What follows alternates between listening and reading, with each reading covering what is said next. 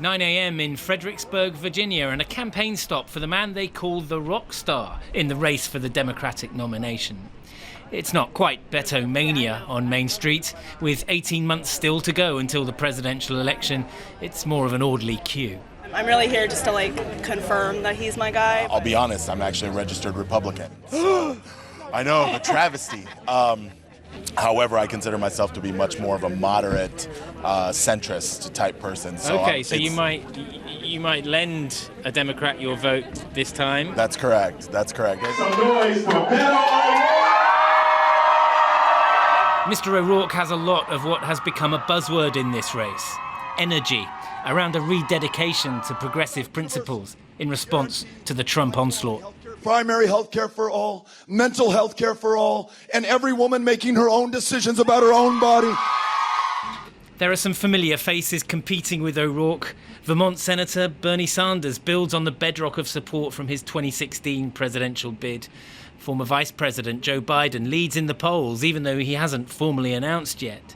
And there's an unprecedented number of female candidates this time. Among them, Elizabeth Warren, who also used to work for Obama, and Kamala Harris, who's a California senator and one of 3 black candidates.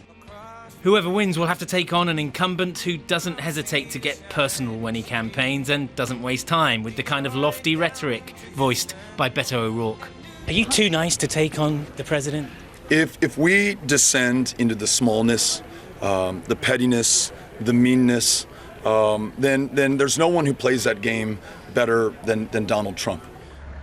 Virginia is a state which has swung from Republican to Democrat in recent presidential elections, but local Republican Party members seem very confident that voters won't be swept away by any Democrat campaign this time.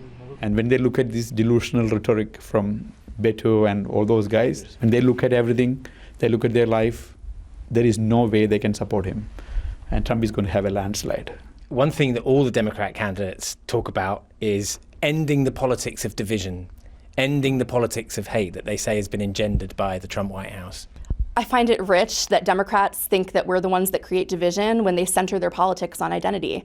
I mean, I have never been questioned as a Hispanic Republican from other Republicans about why I'm conservative, but I get it from Democrats all the time. How could someone with your identity be a conservative? So Republicans are confident, but then this candidate just raised more money in one day than any Democrat ever has. And it is a long old drive to the White House. Geraint Vincent, News at 10, Virginia.